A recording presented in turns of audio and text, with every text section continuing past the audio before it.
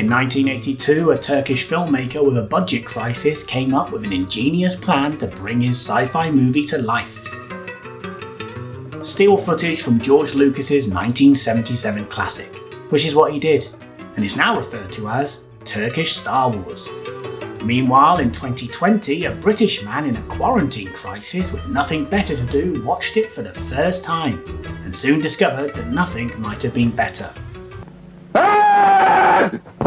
So my older brother Mark has been pushing me to watch this for ages now, and I finally did. And wow, vay, which apparently is wow in Turkish according to Google. Wow, vay, it's bad. But it's that kind of bad that mysteriously somehow keeps you engaged right until the end, even though you don't really know what's going on. And the plot, or the kind of plot, spoilers coming up by the way, is something along the lines of Turkish space pilots are pitted against a big bad wizard-like tyrant in spiky red headgear who has it in for Earth, and needs a human brain to make a weapon powerful enough to penetrate Earth's protective force field. And if that hasn't lured you in, then I'm not done yet, because the production also features medieval space knights, mummies, and really angry Sesame Street style Muppets, and presumably a bok ton of drugs. Those, by the way, are not official species names, they are just my observations. The Man Who Saves the World, to use its English translation, was directed by Satan Ananch and had a budget of $300,000 US. Now, the original Star Wars film had a budget of $11 million, and even that was considered a kind of low budget film at the time. There is a beautifully charming DIY brilliance to this movie, I have to say that, but the story of how it actually came to be is way more interesting than the story of the actual film. And this is really where it's earned its notoriety. They built their spaceship sets on a beach in Turkey, and then a freak storm actually destroyed those sets, and they didn't have the budget or the time to rebuild them, which led to them to steal, it's fair to say steal, okay, maybe borrowed is fairer, stealed footage from the original Star Wars film. X-Wings, the Millennium Falcon, Death Star all make far from discreet cameos, giving the illusion that the Turkish pilots are in space.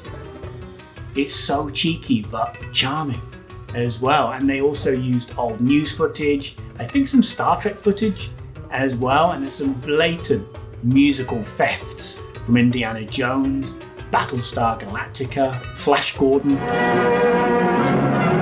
And it was actually a bit of a hit in the 80s when it came out in Turkey, but wasn't brought to the attention of an international audience, and possibly lawyers as well, until the late 90s via bootleg copies. And then in 2015, film historian Ed Glazer saw an advert offering a 35mm distribution copy of the film.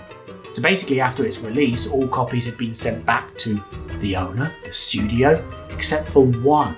One Turkish projectionist had this copy that he felt was way too damaged. There was no point sending it back, so he never sent it back. Ed Glazer got hold of it and restored it, and then actually took it on a little bit of a cinema tour. It came to the UK here back in 2018. I didn't go, I don't think I was in the country at the time, but as far as I know, if memory serves, they weren't charging a fee for the tickets. It was a free event, which is probably something to do with potential legal implications if they were to make a profit from the film that includes borrowed footage. I'm going to link to a video that Ed Glazer actually narrated. It's only 8 minutes long. It will be in the description, and it's got a bit more detail about this strange story behind this strange film. And the full film is on YouTube. You can find it. Varying qualities, of course. And you know, wherever you are in the world, it's quite possible that you're in a quarantine lockdown situation as well, and this is a trippy yet clean way of killing some time.